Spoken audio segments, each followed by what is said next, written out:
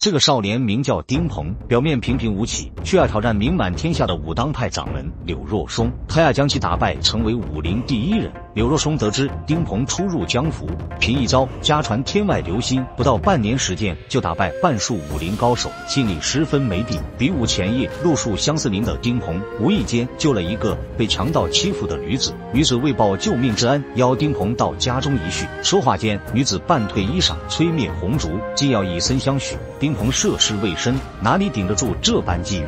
谁知一觉醒来，女子早已不在，怀中家传剑谱也随之丢失。这天，丁鹏来到万松山庄，各路豪杰齐聚，两人不多言语，拔剑同时出手，交手数十个回合，旗鼓相当，谁也没有露出什么破绽。显然不使出独门绝学，很难取胜。只见丁鹏身形一跃，连力剑招直指刘若松，正是肋凿，一剑隔世，天外流星。意外的是，刘若松轻松躲落过去，打掉丁鹏的武器，反手就是一剑，丁鹏败了。这还没完，刘若松称天外流星是他自创招式，诬陷丁鹏父亲偷窃秘籍，还让夫人拿出剑谱作证。当刘若松妻子走到众人面前，丁鹏惊呆了，他做梦也没有想到，原来此人正是他所救女子。昨天还跟他郎情妾意，今天就在他背后给他一刀，江湖险恶，人心叵测。武林人士也纷纷骂他是小偷的儿子。丁鹏瞬间崩溃，拼命掩饰地逃了出去，跪在父亲坟前，没能出人头地，反而让父亲背负骂名。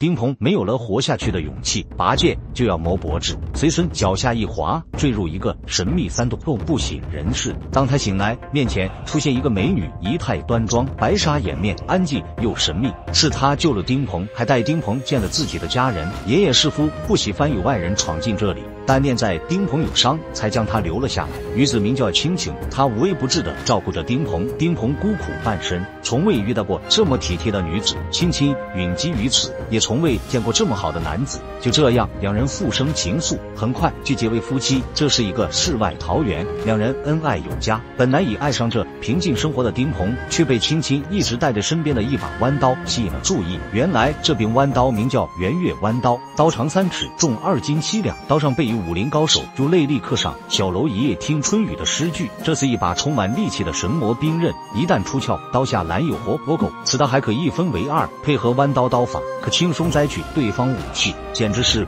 武林中人的克星。不过持刀具有魔性，非大智大慧、自情自信者难以掌握。丁鹏接过弯刀，竟然耍得得心应手。就这样，他和青青每日练习。他本就天资聪慧，1年时间便将刀法练至大成，甚至也超过了青青。可是此刻的丁鹏却萌生重回武林的想法，他忘不了当日之耻，于是说服青青陪他出去打败柳若松再回来。青青的爷爷知道丁鹏迟早要离开，给了他们2箱珠宝，只求丁鹏能善待青青。回去之后，丁鹏先是在柳若松对面建起一座圆月山庄，然后广邀天下豪杰庆贺，当然也邀请了柳若松。再次见到丁鹏，柳若松大吃一惊，丁鹏在众人面前再次向他发起挑战。时间是1个月以后，柳若松深知丁鹏也是今非昔比，拿出万金请杀手宋忠出手。宋忠一见宋忠，他剑法超群，手中鲜有一合指甲。哪知宋忠来到圆月山庄，还不待丁鹏出手，1个回合就被轻轻打败，甚至还没弄清对方方位，又中数箭。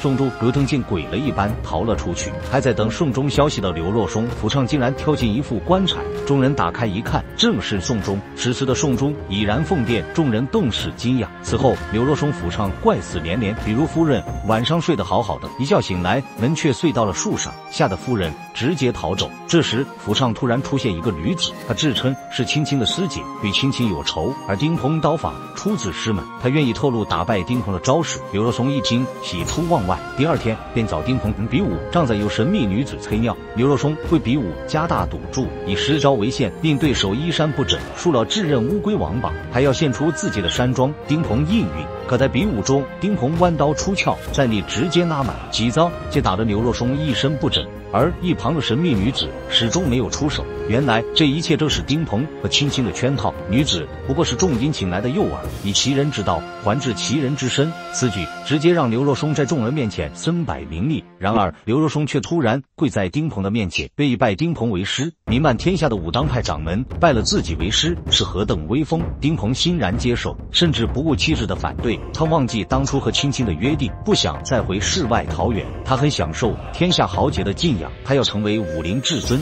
扬名立万。这时的丁鹏已经得意忘形，甚至吃饭都要包下整栋酒楼，因此他还得罪了一个公子。这个公子一看也不是好惹的主，原来他腰间挂着一个铁牌，此铁牌是神剑山庄和16门派给他家的免死令牌，谁要是伤了铁牌的主人，便会遭到他们的共同追杀。神剑山庄的三少爷就成为剑神之神，是公认的天下第一人。丁鹏一听三少爷名号，不但没有被吓到，反而直接砍断男子手臂，扬言要去找三少爷挑战。妻子青青听说此事，苦苦劝说，男儿一心只想成为武林至尊的丁鹏哪里听得进去。绿水湖边，丁鹏来到神剑山庄对岸，这里早已聚集了武林中的各路豪杰，其中一个身穿绿衣的美丽女子吸引住了丁鹏，她就是首富蓝公家族的独生女蓝公粉燕。她仰慕丁鹏少年英雄，两人就此互生爱慕之心。这次一场举世瞩目的大战，丁鹏和三少爷到底谁更厉害？来到神剑山庄，三少爷却不愿应战。原来三少爷已经到了手中无剑心中有剑的入圣境界。他还对丁鹏与劝诫之意，不要将名利看得太重，重要的是修心。